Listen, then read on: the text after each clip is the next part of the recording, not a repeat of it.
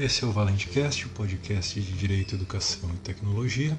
e hoje nós vamos falar também sobre mais um tema relacionado à proteção de dados que diz respeito à disponibilidade e proteção de dados pessoais em processos judiciais em decorrência do recente ataque cibernético ao Superior Tribunal de Justiça.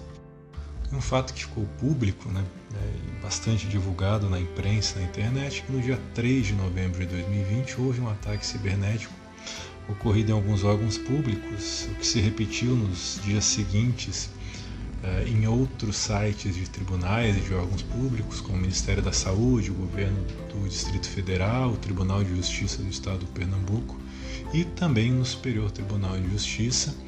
o que chama atenção para um fato que já é objeto de preocupação no Judiciário e que se ampliou com a informatização dos processos, que é a segurança da informação. Nós tivemos casos já em 2012 e em 2016, com ataques de tráfego excessivo, chamado DDoS, aos tribunais de justiça dos estados de São Paulo e do Rio de Janeiro, e também em 2016 na Justiça Federal do Sergipe e no Tribunal de Justiça do Estado de Sergipe, o que levou, nessas ocasiões, a deixar os sites dos tribunais fora de operação por uma sobrecarga na quantidade de acessos. Isso não foi propriamente uma invasão, um acesso aos dados nos sites, mas sim apenas uma forma de indisponibilizar o serviço. A segurança da informação tem três fundamentos, que são as garantias da confiabilidade, da integralidade e da disponibilidade da informação. O conjunto desses três fundamentos e o cumprimento compõe a base das atividades desempenhadas nessa área a partir da governança, da tecnologia da informação, da implantação de uma política de segurança da informação, de boas práticas e da criação de uma cultura organizacional. Vamos ver rapidamente agora na sequência o conteúdo desses três fundamentos da segurança da informação. A confidencialidade, em primeiro lugar, é o fundamento que faz com que a informação não seja revelada sem autorização prévia, ou seja, a informação só pode ser disponibilizada a pessoas e a ferramentas autorizadas. Então, ela busca a proteção da privacidade dos titulares dos dados e a manutenção das informações extraídas deles como sendo de acesso privativo a determinadas pessoas que devem respeitar o seu caráter confidencial. Então, a confidencialidade leva ao impedimento do acesso a determinadas informações consideradas sigilosas ou críticas por quem não tiver autorização. Já a integridade é o fundamento que assegura a manutenção da informação, o que leva à proibição da sua modificação, destruição, perda e outras ações ou omissões de forma não autorizada, e também a integridade busca evitar a ocorrência de intervenções acidentais sobre as informações. É a integridade que busca impedir que os dados possam ser manipulados de uma forma não autorizada. E, já por sua vez, a disponibilidade é o fundamento que permite o acesso e o uso constante dos dados e informações e dos locais em que eles estiverem inseridos, como banco de dados, o sistema, recursos do sistema, redes, etc., quando for necessário o acesso e pelas pessoas autorizadas. Então, a disponibilidade assegura o acesso de forma íntegra e integral, sempre que for necessário, para as pessoas previamente autorizadas. No Judiciário, nós temos, por exemplo, a Política de Segurança da Informação do CNJ, prevista na Portaria 47 de 2017, que trata basicamente dos princípios, objetivos e aspectos da gestão de segurança da informação, envolvendo riscos, acesso, uso, controle de ativos, de incidentes e da continuidade dos serviços essenciais, e também trata dos procedimentos, da implantação de programas de conscientização e capacitação dos usuários e também do fomento da cultura organizacional de segurança da informação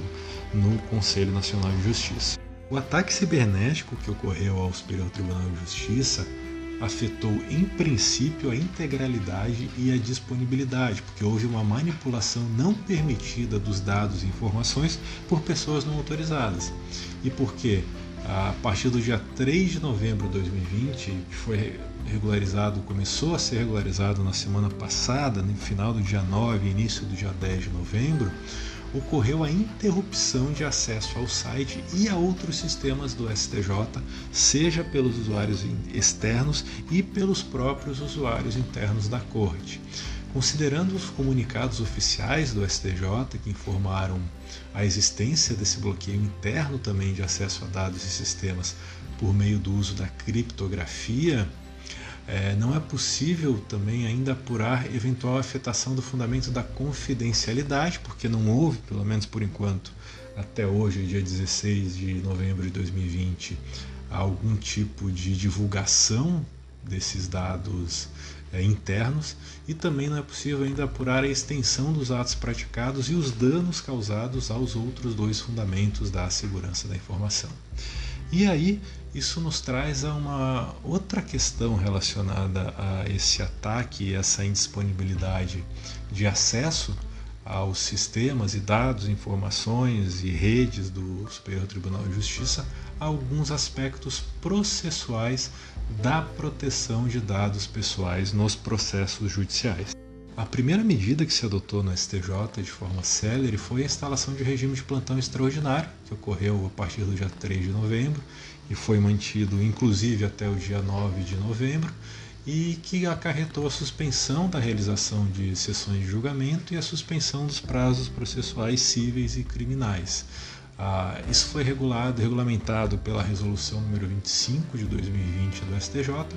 que também definiu as medidas processuais que poderiam ser objeto de encaminhamento de pedidos de urgência à presidência da Corte durante esse período, reportando-se a Instrução Normativa número 6 de 2012 do STJ. Além da suspensão dos prazos processuais e dos julgamentos, que foi causada por essa falha na disponibilidade, existe outra consequência relevante,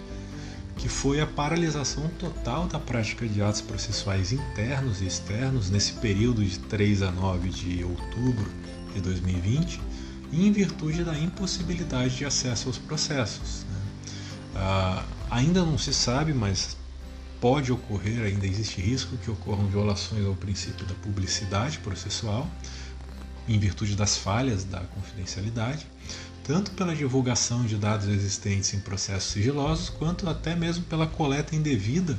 e a prática de outros atos de tratamento de dados pessoais existentes nos processos públicos. Eu lembro que a publicidade processual, que é a regra a ser observada nos processos judiciais e administrativos, de acordo com o artigo 93, incisos 9 e 10 da Constituição e nos artigos 11 e 189 do CPC, ela é limitada pela proteção da intimidade e do interesse social, conforme o artigo 5º, inciso 60 da Constituição. E é por isso que a Constituição restringe apenas a publicidade externa ou extraprocessual, ou seja, admite o sigilo extraprocessual por uma razão: a preservação do direito da intimidade do interessado, quando isso não prejudicar o interesse público à informação. Em outras palavras, se permite o sigilo extraprocessual, que é o externo, mas não o endoprocessual, que é o interno, porque as partes têm o direito fundamental de acesso e conhecimento a todos os atos do processo, sem exceção. Porém, essa aplicação da publicidade interna e externa sobre um processo não leva à conclusão de que qualquer pessoa, tendo ou não interesse jurídico nele, possa ter acesso ilimitado aos dados pessoais existentes nos atos praticados. A Lei Geral de Proteção de Dados Pessoais, ao incidir sobre os processos judiciais, cria uma terceira forma de segredo de justiça, que consiste no sigilo parcial do ato processual, ou seja, ainda que esse ato não seja público, por exemplo, a sessão de julgamento, ou que não exista a decretação de segredo de justiça total ou parcial no processo, os dados pessoais sensíveis das partes e outros dados pessoais não sensíveis que eventualmente vierem a ser definidos em ato do CNJ ou do próprio tribunal não podem ser divulgados no processo por meio da publicidade externa. Os dados pessoais existentes nos processos públicos devem ser tratados de acordo com a finalidade do processo, de forma adequada e conforme a necessidade em seu tratamento. Ou seja, se há dados existentes em processos públicos, aqueles dados estão lá para atingir a finalidade pretendida com o processo judicial, o que não autoriza que eles sejam usados e tratados para outras finalidades por qualquer pessoa. Então eles não podem ser coletados e tratados livremente, mas deve existir sempre uma base legal de tratamento, que nós temos nos artigos 7º e 11 da LGPD,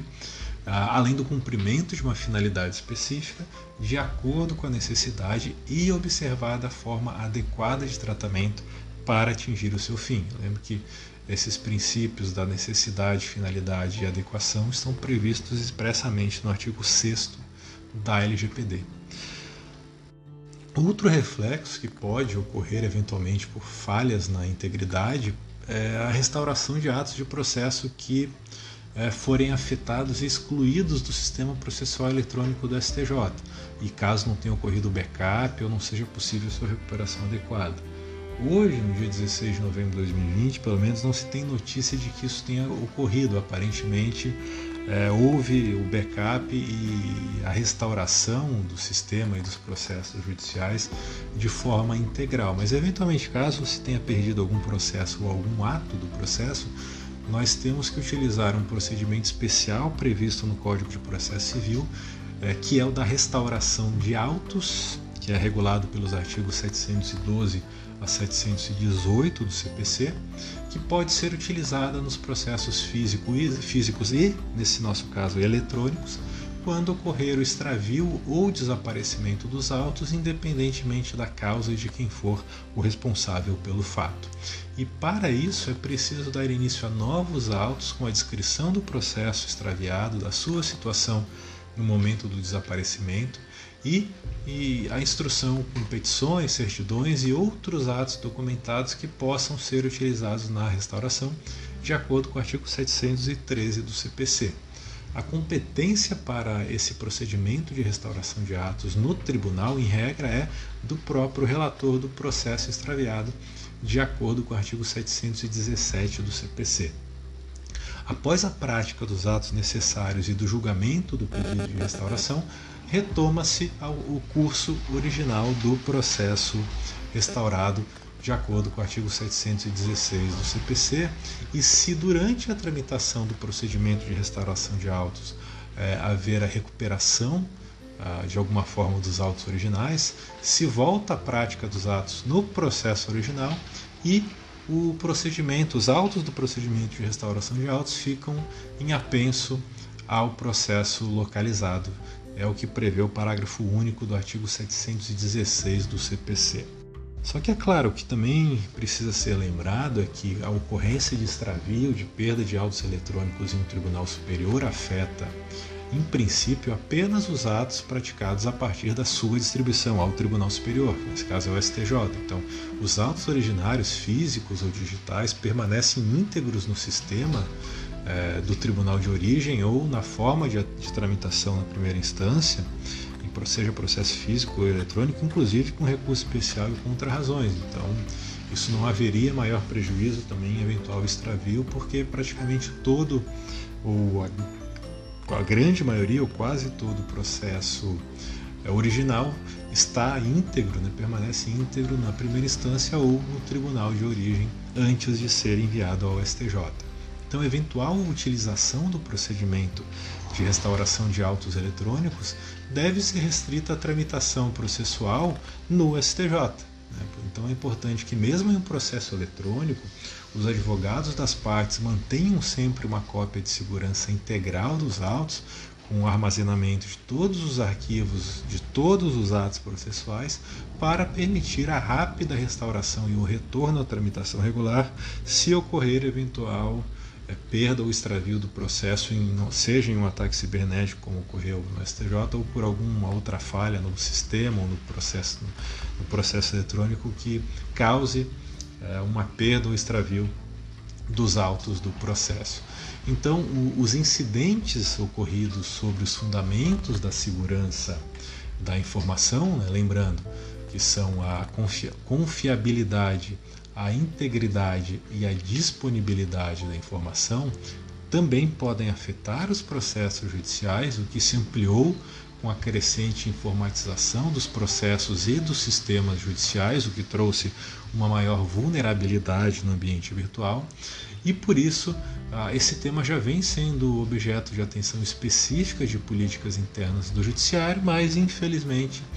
nem sempre isso é suficiente para evitar a ocorrência de atos ilícitos e de vazamentos de dados existentes em processos judiciais ou administrativos. Então encerramos o nosso episódio de hoje, que também está disponível em formato de texto no site oscarvalentecardoso.com/blog, e amanhã nós voltamos com mais um episódio do ValenteCast. Até lá!